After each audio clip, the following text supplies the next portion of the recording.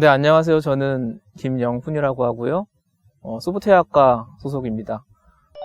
주로 기초 과목을 담당하고 있고요. 더불어서 토론이 약간 중심이 되는 문제해결 기법이라는 과목도 지난 학기에 담당하였습니다.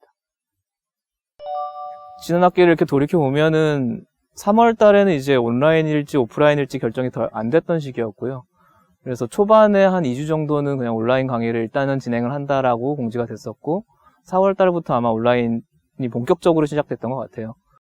그리고 제가 맡았던 두 개의 과목이 약간 좀 특성이 다른데, 기초 과목 같은 경우에는 주로 강의 내용을 전달하고 어느 정도 실습하는 시간과 문제들이 제공이 되는 수준이었고요. 반면에 토론이 필요한 과목이 있었습니다. 문제해결 기법이 그 과목이었는데요. 3월 달에는 어쩔 수 없이 그 녹화된 영상을 제공할 수밖에 없었고요. 근데 온라인 강의를 제공하는 세 가지 방법이 있습니다. 그 녹화된 강의만을 제공하는 방법이 있고요. 그다음에 실시간으로 강의를 진행하는 방법, 그 다음에 두 가지 섞는 방법이 있었습니다. 많은 교수님들이 택하는 방식대로 일단은 시작을 했습니다. 동영상 녹화를 해서 학생들에게 제공을 하고 적당한 채널을 개설해서 학생들의 피드백을 받고 그 피드백을 적당한 수준에서 해결해주는 형태를 우선적으로 고려를 해서 시작을 했었습니다. 그래서 어쩔 수 없이 온라인 강의만 제공한 3월 달에서는 그렇게 진행한 거고, 4월 달에 들어서서 첫 주에는 실시간 스트리밍으로만 강의를 해봤습니다. 물론 그 기간 동안에 뭐 강의도 하고 토론도 하고 이제 복합적으로 되었겠죠. 그 다음 주에는 이제 첫 차시에는 녹화된 영상을 학생들이 보게끔 만들고, 2차 시 때는 실시간 스트리밍 시간을 정해놓고 출석 체크를 하면서 토론을 진행했습니다. 이제 그렇게 여러 가지 종류를 다 제공한 다음에 설문조사를 했어요. 그때 두 분 반이었기 때문에 한 150명, 160명 정도의 수준의 학생들이 있었고요. 그 결과 굉장히 압도적으로 하이브리드 형태를 선호한다라고 학생들이 응답을 주었어요. 뭐 학생들이 일단 그런 거를 좋아한다. 실시간으로 교수와 대화를 하고 다른 친구들과 함께 수업을 듣는 거를 좋아는 한다. 그런데 그것만으로 하게 되면은 사실 동영상에 어떤 사람이 집중할 수 있는 최대 시간은 제가 볼 때 30분 정도라고 알고 있거든요. 실시간 스트리밍으로 강의만 하게 되면은 1시간 15분 동안 계속 집중해서 앉아 있어야 되는 거예요. 그리고 토론이 아니고 정말 강의라고 하면 정말 힘든 일이 될 것 같아요. 그래서 그런 온라인 컨텐츠, 녹화 컨텐츠는 잘라서 학생들에게 제공을 해주고 그 내용을 바탕으로 토론을 한다던가 뭐 질의응답을 한다던가 하는 시간을 강압적으로 갖는다면 이제 그게 조금 더 효과적인 방법이 아닐까. 이제 그래서 그 학기에서 그 문제해결법 같은 과목은 그렇게 결정이 됐죠. 하이브리드 형태로 제공을 하겠다. 내가 영상을 올릴 테니 보고 다음 차시에는 토론을 하자. 학생들이 적극적으로 토론하는 모습을 발견할 수 있었습니다. 오프라인과 가장 큰 차이는 이제 학생들을 대면해서 피드백을 바로바로 줄 수 있다와 없다의 차이인 것 같았어요. 그러니까 두 개의 과목이 지금 서로 다른 형태로 제공이 되었습니다. 그 문제해결법은 앞서 말씀드린 바와 같이 하이브리드 형태로 제공이 됐고요. 기초 과목 같은 경우에 일단 강의를 제공을 하고 학생들이 실습 문제를 푸는 형태로 이렇게 제공이 됐어요. 근데 두 과목에서 공통적으로 사용했던 커뮤니케이션 채널은 구글 스프레드시트라는 걸 활용을 했습니다.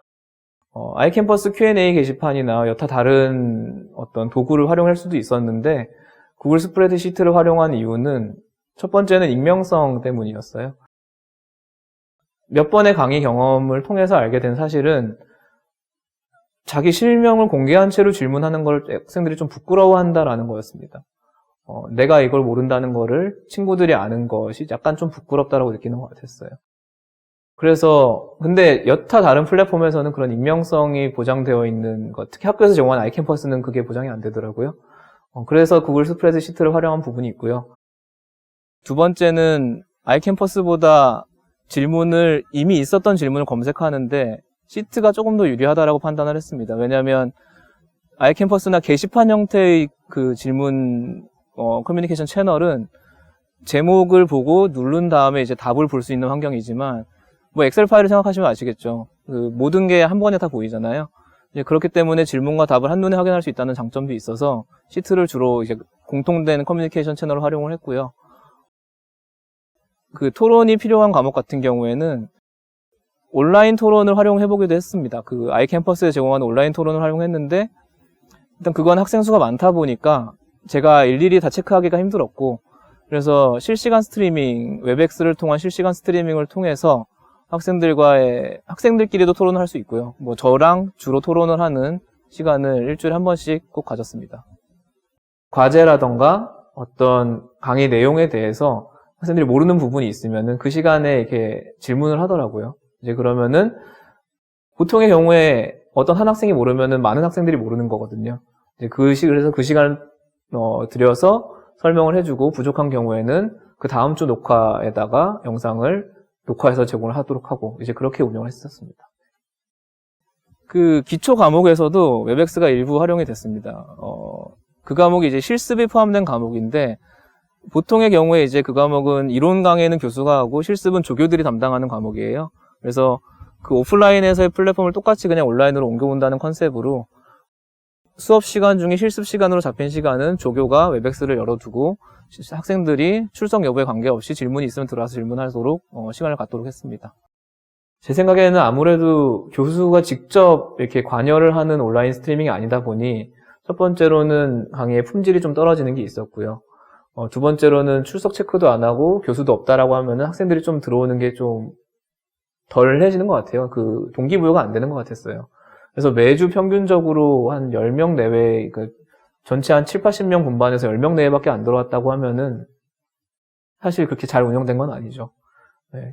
그래서 그런 Q&A 세션을 운영한다고 하더라도 뭔가 출석에 대한 강압이라던가, 왜냐면은 그 시간 동안 나온 질문들이 굉장히 중요한 질문들일 수 있으니까 많은 학생들이 공유하면 좋다라는 의미에서 출석을 강요한다던가 아니면 조교에게 위임한다기보다 교수가 직접 좀 관여를 하는 것이 효과적으로 그런 Q&A 세션이 운영될 수 있는 방안이 아닐까 생각이 듭니다.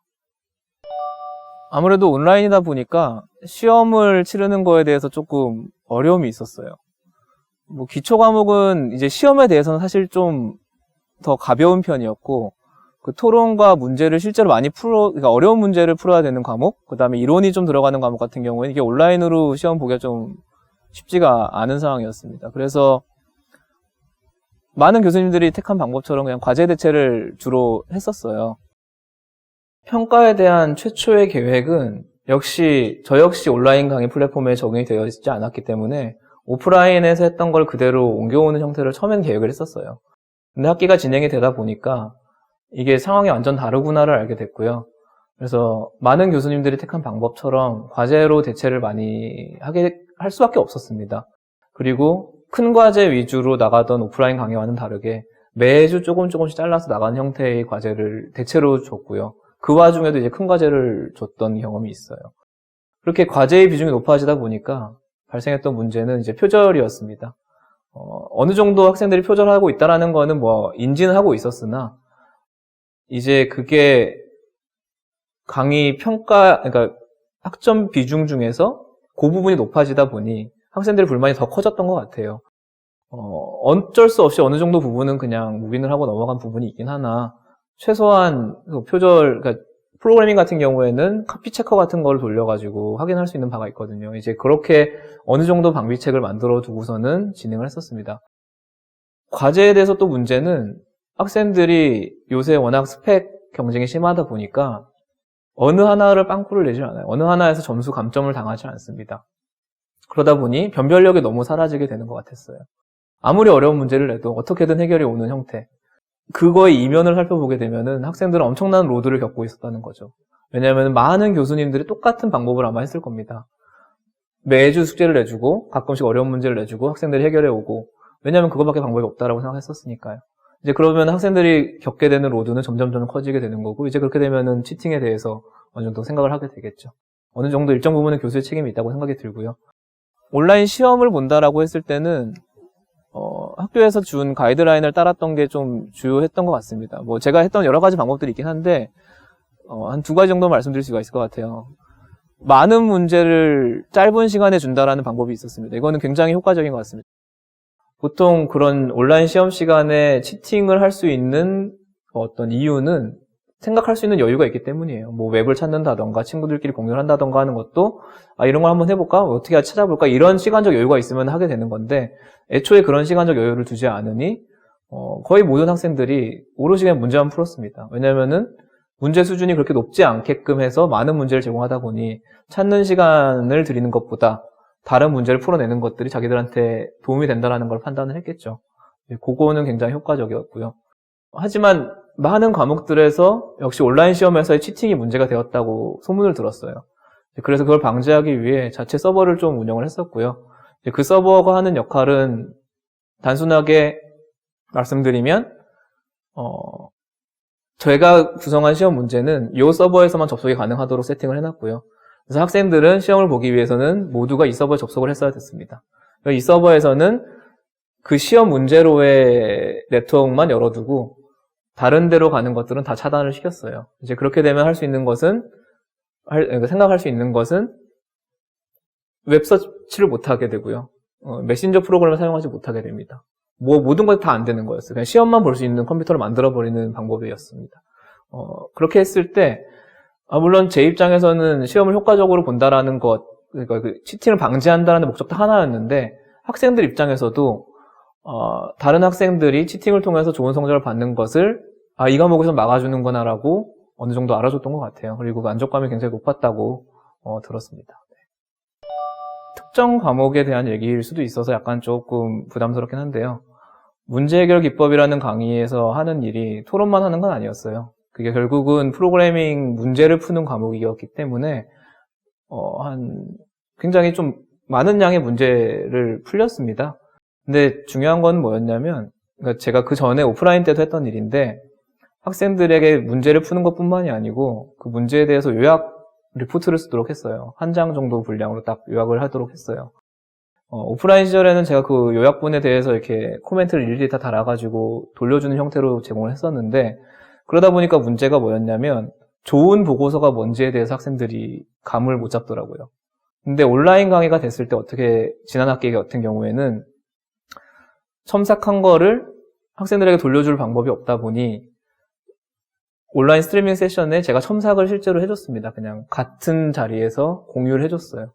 이 보고서는 이게 문제였고 이건 이렇게 바꿔줘야 되고, 그리고 더 좋은 보고서가 되기 위해서는 어떤 내용이 꼭 담겨야 되고, 그렇게 몇 번 반복을 하다 보니까 학생들이 그 요약해내는 능력이 향상이 되더라고요, 실제로. 그래서 피드백을 주는 용도로서라도 실시간 스트리밍을 한다라는 것, 그리고 그 피드백이 근데 그냥 이렇게 두루뭉술한 피드백이 아닌 굉장히 구체적이고 학생 개개인들이 받아들일 수 있고, 어떤 학생 같은 경우에는 자기 거가 나올 줄 몰랐다, 뭐 이렇게 얘기를 하면서 너무 고맙고 감사했다, 많은 도움이 됐다, 이런 식의 피드백을 남기기도 했습니다. 근데 생각을 해보면은 이런 부분은 오프라인에서는 불가능해요. 오프라인에서는 할 수는 있다고는 하지만은 그래도 그 대면에 있는 상황에서 자기의 보고서가 화면에 뜨고 거기에 대해서 제가 교수가 구체적으로 코멘트를 주게 되면은 약간 좀 거부감이 들 수는 있으나, 이게 좀 익명이 약간 가려져 있고 온라인으로 보다 보니까, 그리고 글자들이 좀 더 자세히 보이는 것도 있고 얘기도 좀 더 자세히 할 수 있고, 이제 그런 편에 있어서는 어느 정도 온라인 플랫폼이 큰 도움이 됐었던 것 같습니다. 그리고 많은 교수님들도 만약에 유사한 종류의 어떤 피드백을 줄 일이 있으면은 이런 플랫폼을 잘 활용하시면은 학생들이 굉장히 좋아할 것 같습니다.